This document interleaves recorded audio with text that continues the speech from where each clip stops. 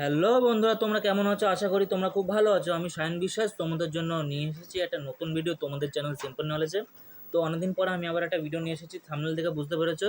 আজকে আমি আমার আরআরবি গ্রুপ ডি আগস্টের 5 তারিখের ফার্স্ট শিফটের এক্সামের কারেন্ট অ্যাফেয়ারের আমি রিভিউ ভিডিও নিয়ে চলে এসেছি।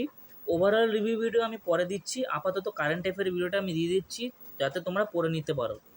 তো আমি এখানে তাই টাইপিং করে লিখে দিয়েছি, ফেস টু ফেস ভিডিওতে লিখে ওভাবে বলা যায় না, তাই কারণে আমি লিখে বলছি। এখানে জাস্ট 20টা কারেন্ট অ্যাফেয়ার যা আছে 20টাই আমি দিয়েছি, যেহেতু আমি এক্সাম দিয়েছি তো আমার এক্সামের হিসেবে একদম এক্স্যাক্ট কোশ্চেন আছে, তো ডোন্ট ওয়ারি অ্যাবাউট দিস। আর আমার ওভারঅল এক্সামের রিভিউ ভিডিও আমি পরে দেবো। আপাতত আমি শুরু করি, পরে কটা কি অ্যাটেম্প করেছে আমি পরে ভিডিওতে জানাবো। তো সবার প্রথমে প্রশ্ন হচ্ছে গিয়ে ইংলিশে বাংলা দুটোতেই আছে, সবাই দেখে নিতে পারো, বাইলিঙ্গুয়াল আছে। তো who recently took oath as the new chief minister of Tamil Nadu? সম্প্রতি তামিলনাড়ুর নতুন মুখ্যমন্ত্রী হিসেবে কে শপথ গ্রহণ করেছেন? তো জোসেফ বিজয়, সবাই চেনো, বিজয় থালাপাতি, সাউথ ইন্ডিয়ান নায়ক। তো তামিলনাড়ুর বর্তমান চিফ মিনিস্টার রয়েছে, নতুন যে পার্টিটা তৈরি করেছে তার নাম টিভিকে পার্টি। এই বিজয় থালাপাতির পার্টির ফুল ফর্মটা জিজ্ঞেস করছে, আগের শিফটে আমি দেখেছি, তো ওটা দেখে যেতে পারো। টিভিকে পার্টি, ঠিক আছে, ওদের সিট জয় ওরা লাভ করেছিল, 108টা সিট জিততে পেরেছিল ওদের বিধানসভাতে, টোটাল 234টা সিট আছে। এই ওয়াগেরা ওয়াগেরা দেখে নেবে। আগে কোন পার্টি ছিল? এই এমকে স্টেলিন যে পার্টিটা রয়েছে সেটা, ডিএমকে পার্টি, ও হারিয়ে জিতেছে। তো এই সমস্ত তথ্যগুলো একটু জেনে রাখবে।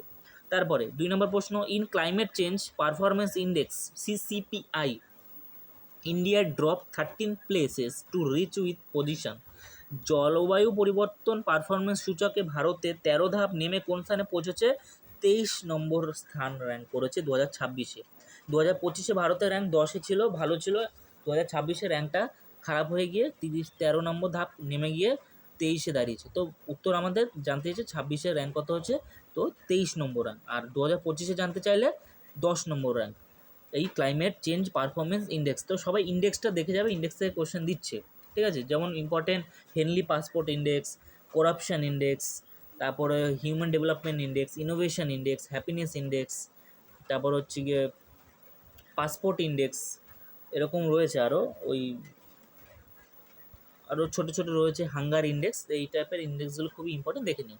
তারপরে 3 নম্বর কোশ্চেন বলছে, Suvendu Adhikari has recently became the chief minister of which state? Suvendu Adhikari সম্প্রতি কোন রাজ্যের মুখ্যমন্ত্রী হয়েছেন? তো পশ্চিমবঙ্গের কোনো স্টুডেন্ট আমার মনে হয় না এটা পারবে না, তো সবাই জানে।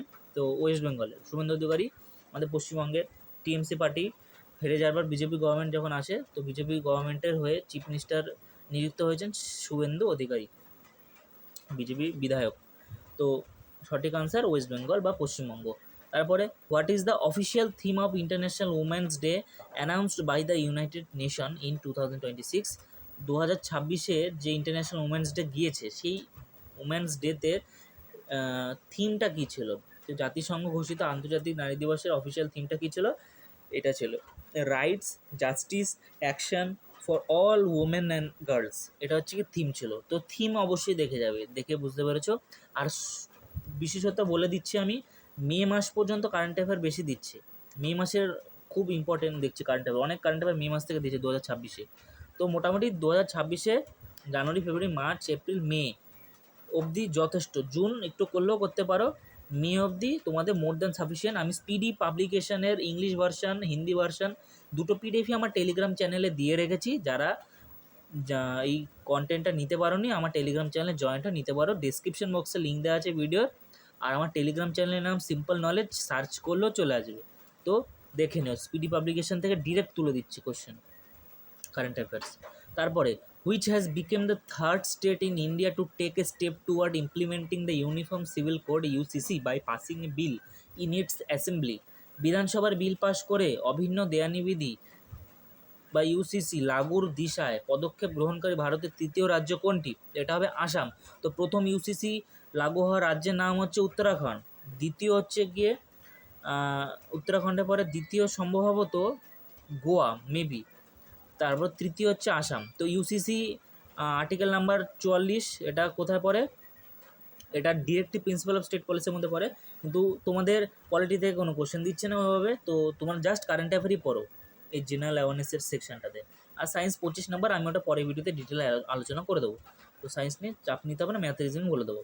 তো এর সঠিক আনসার আসাম। তো আসামের বর্তমান চিফ মিনিস্টার কে আছে? হেমন্ত বিশ্ব শর্মা, সবাই চেনো, ওখানকার লোকাল লোক মামা বলে ডাকে। According to the official list, আর বর্তমানে আসামে প্রচুর বন্যা হয়েছে, তো আসামের বন্যা রিলেটেড কোশ্চেন জিজ্ঞেস করেছিল আগের শিফটে, আমি দেখেছিলাম। According to the official list released by the ministry of home affairs who has been awarded the Padma Vibhushan in the field of public affairs, মানে বলছে স্বরাষ্ট্র মন্ত্রকের তালিকা অনুযায়ী পাবলিক অ্যাফেয়ার্স বা জনসেবা ক্ষেত্রে কাকে পদ্মবিভূষণ সম্মানে ভূষিত করা হয়েছে? এটা কেটি থমাস। এবার ওনার ব্যাপারে একটু ইনফরমেশন দিয়ে দিই। কেটি থমাস হচ্ছেন কেরালার একজন ব্যক্তি, যিনি কিনা সুপ্রিম কোর্টের একজন এক্স জাজ, আগে জাজ ছিলেন, বর্তমানে রিটায়ার হয়ে গেছেন। এবার প্রথম কথা হচ্ছে কি, এই পদ্মবিভূষণ থেকে এই নিয়ে দ্বিতীয় নামটা চলে আসলো। এর আগে একটা কোশ্চেন দিয়েছিল আর নিগম বা কিছু একটা নাম, যিনি ভায়োলিনিস্ট, উত্তরপ্রদেশেরই একজন, আর্টের রেসপেক্টে আর্টের ফিল্ড থেকে তিনি পদ্মবিভূষণ পেয়েছেন। টোটাল 5জন পেয়েছেন।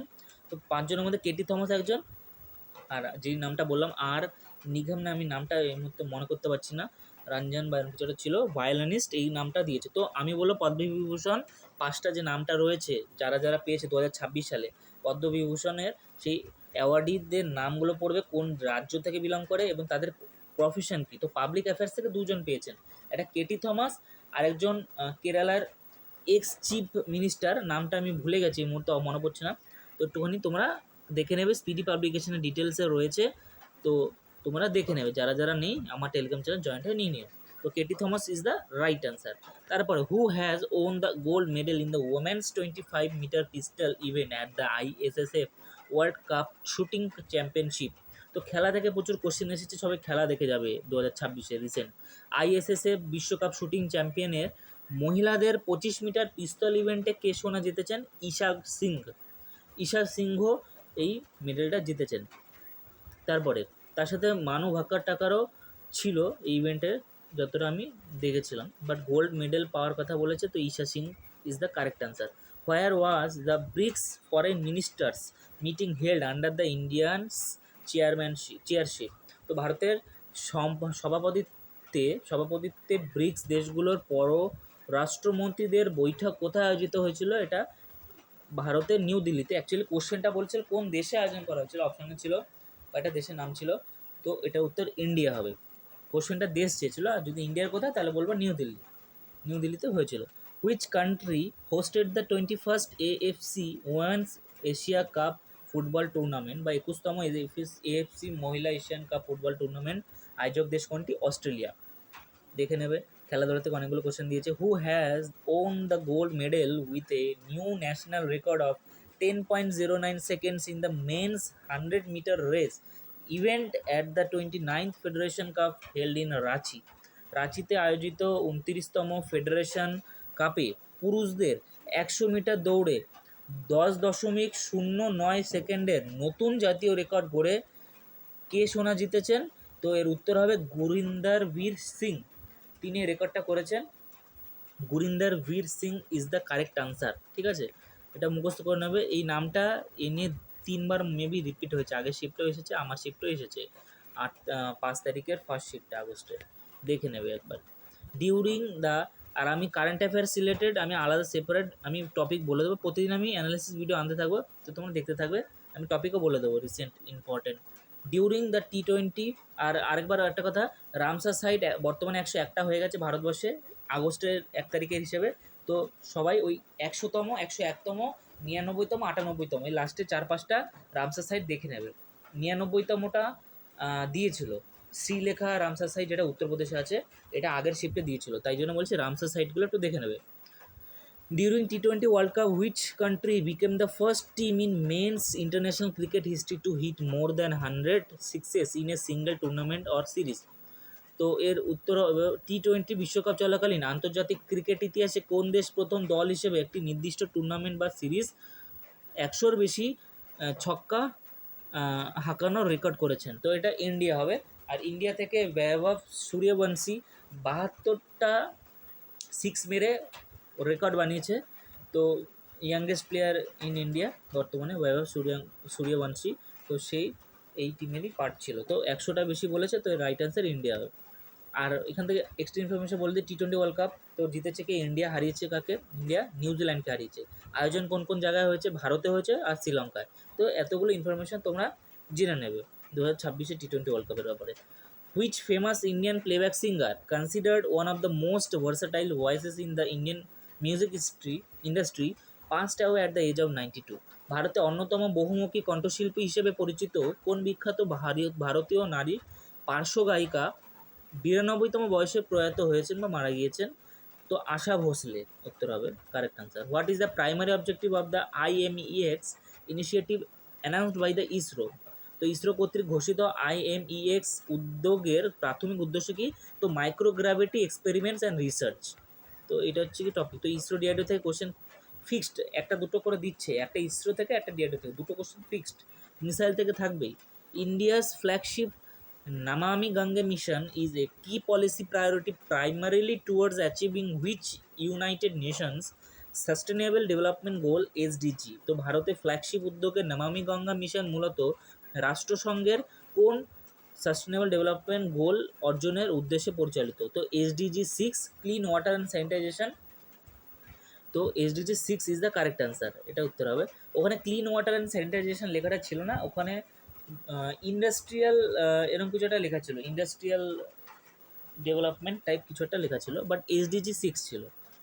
তারপরে under phase 2 of the special intensive revision বা SIR of electoral roll conducted by the ECI mean election commission of India, which of the following states was covered?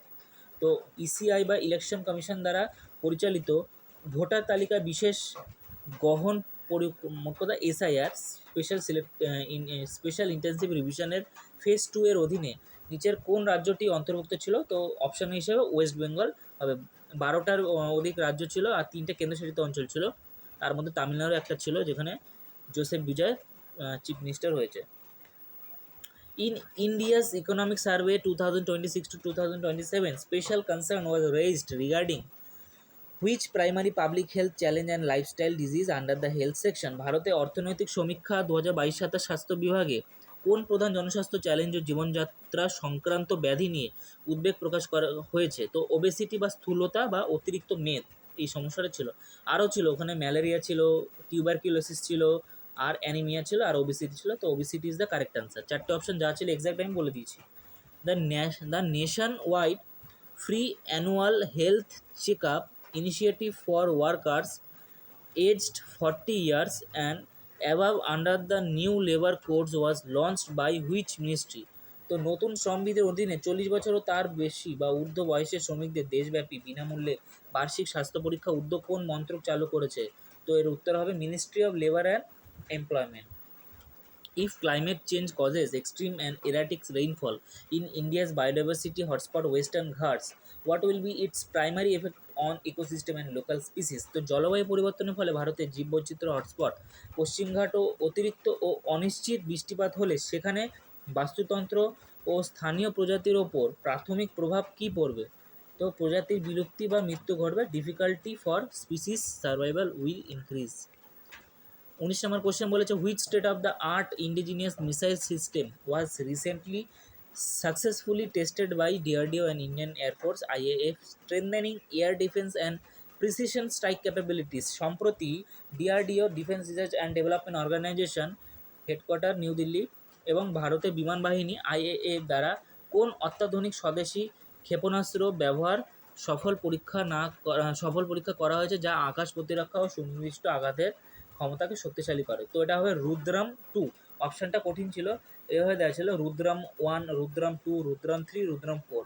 তো রুদ্রাম 2 is the correct answer. Last and final question 20 নম্বর, আমি 20টাই কিন্তু current affair তোমাদের দিয়ে দিচ্ছি, exact question বলছি। In May 2026 reserve bank of India signed A revised memorandum of understanding with which major European organization to boost cooperation in the field of central banking? তো মে মাসে 2026 central ব্যাঙ্কিংয়ের ক্ষেত্রে সহযোগিতা বৃদ্ধির জন্য ভারতীয় reserve bank RBI, reserve bank of India কোন প্রধান ইউরোপীয় সংস্থার সাথে একটা সংশোধিত সমঝোতা স্মারক স্বাক্ষর করেছে? তো ইউরোপিয়ান সেন্ট্রাল ব্যাঙ্ক ECB। তো কোশ্চেনটা অ্যাকচুয়ালি এটা এভাবে ছিল না, কোশ্চেনটা অ্যাকচুয়ালি এভাবে ছিল যে এক্স্যাক্ট আমার এভাবে লিখতে আমি পারিনি তাড়াহুড়ো করায়, কিন্তু আমি কোশ্চেনটা বলে দিচ্ছি।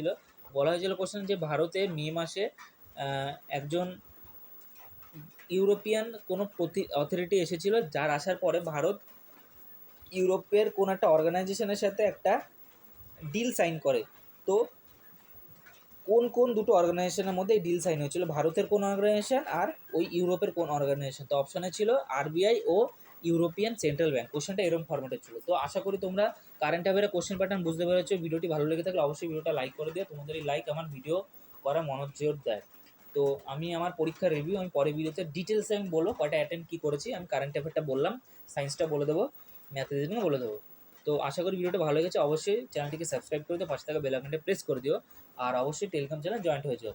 আর যারা নতুন আছো চ্যানেলটিকে সাবস্ক্রাইব করে দিও। কোনো সমস্যা থাকলে আমাকে কমেন্ট বক্সে জানাতে পারো, কার কবে কী পরীক্ষা বা কোনো ইনকোয়ারি থাকলে বলতে পারো। আমার একটা টেলিগ্রাম গ্রুপও রয়েছে রেলওয়েটা, লিঙ্ক আমি ডিসক্রিপশন বক্সে দিয়ে রাখছি, সেখান থেকে জয়েন হতে পারো। আবার টেলিগ্রামে সার্চ করে নিতে পারো রেলওয়েটাও, তো তোমরা পেয়ে যাবে। তো এই হলো আজকের ভিডিও। তো আমি নেক্সট পরের দিন আমার পুরো ওভারঅল এক্সাম রিভিউ আমি ওরালি মুখে বলবো, ওভাবে লিখে বলবো না, জাস্ট কারেন্ট অ্যাফেয়ারটা আমি দিয়ে দিলাম এক্স্যাক্ট। তো তোমরা দেখে নিও। তো আশা করি ভিডিওটি খুব ভালো লেগেছে। তো দেখা হবে আবার পরের ভিডিওতে। জয় হিন্দ, বন্দে মাতরম।